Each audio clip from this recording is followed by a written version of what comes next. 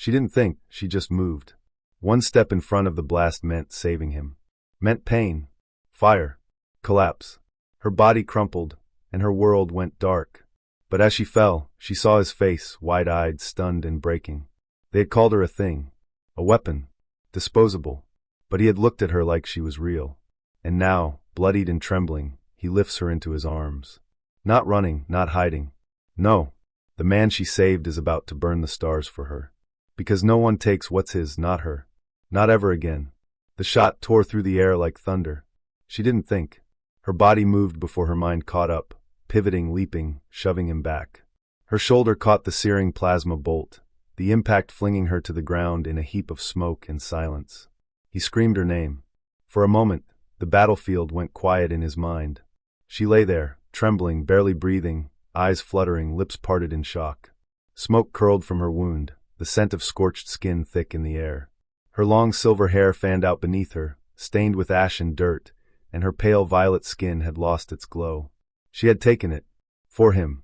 He dropped beside her, clutching her face with trembling hands. "You didn't," he choked, brushing blood from her lips. "Why the hell would you?" Her lips curved in a faint, broken smile. "Because you're worth saving." And then her eyes slid closed. That was the moment. The last thread of restraint snapped. The man who once swore never to kill again stood, fire in his eyes, and turned to the mercenaries who had dared aim at her. His voice came low, steady, deadly. "She took the hit for me." And then rage. He moved like a weapon unleashed. His fists cracked bone, his blade found throats. Plasma scorched through armor and flesh. His mind wasn't clouded by fury, it was sharpened by it. Everything he did was for her. Every scream he tore from his enemies, every life he ended, they were payment for a wound she should never have suffered. They didn't stand a chance. One of them begged, pleaded. "We didn't know she mattered to you." He didn't answer, because she was more than someone who mattered. She was the one who, even when broken, even when barely a soldier, still stepped in front of a gun for him. Back in his ship, he placed her gently on the med bed. Her tunic was torn and burned, her breathing shallow. Machines clicked and scanned. He sat beside her, blood on his hands, ash on his face, whispering her name over and over like a prayer. He remembered the first time he saw her, back when she was just another refugee, no one cared to notice. She had tried to blend in, tucking her wings close, hiding her eyes beneath messy hair. But he saw her. He saw the pain she carried, the kind that came from being discarded, used, forgotten. He offered her a job, a place, a room. She never asked for more, but she gave more than anyone ever had. Now, seeing her still and silent on that table, something inside him burned hotter than any star. "I'll find who ordered the hit," he whispered, his voice cracking. "And I'll burn their world to ash." Days passed. She drifted between sleep and pain. Sometimes she'd wake with a gasp, eyes wild, unsure where she was. And every time he was there, washing her bandages, holding her hand, speaking softly, "You're not alone anymore." One night, when the storm outside their window turned the sky red and gold, she reached for him, weak fingers curling around his. "Why?" she whispered. "Why do you care so much?" He looked at her, and for a long moment he couldn't speak. Finally, his voice barely above a breath. "Because the moment you stepped in front of that bolt, I knew there was nothing I wouldn't do to protect you." She blinked, tears sliding down her cheeks. "But I'm just—" "You're everything," he cut in. "Don't ever say just again." They left the system together. He took her to a quiet planet, filled with blue trees and lakes that glowed under the moons. She learned to walk again, and he was there every step. She laughed again, and he held it close like treasure. But even in peace, he trained her.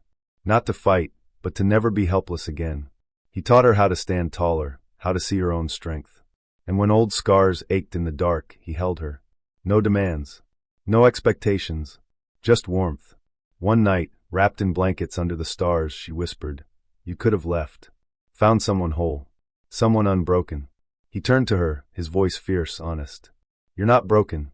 You're brave. You jumped in front of death for me." She looked down, flushed. "I thought I'd lose you. You almost lost yourself," he said. "And that's what I'll never forgive them for." He never stopped searching. The syndicate that put the price on his head, they thought he was gone. But when word reached them of a small army burning their outposts, taking their codes, releasing their slaves, they knew. The human was still alive. And she was with him. Now she fought too. Not with hate, but with resolve. They weren't hiding anymore. They were reclaiming everything that was stolen. One day, deep in the wreckage of an old war bunker, she stood over the man who'd ordered her pain. The one who said she was nothing. The one who laughed when she took the bolt. And she looked to the human beside her. He said nothing. Because this time, it was her choice. She stared down at the man, trembling, not with fear but with power. Then she turned away. I already won, she said. Because I survived. And I was loved. Back on their ship, she sat in his lap by the viewport, watching stars streak by. You once said you'd burn worlds for me, she murmured. He kissed her hair. I did. And would you still? He looked at her, smiling gently. If I had to, yes. But then he tucked a blanket around her, kissed her shoulder, and whispered, Now I'd rather build one. Just for us. And this time she didn't cry. She simply leaned into his arms, knowing this wasn't ownership. This was home. This was freedom.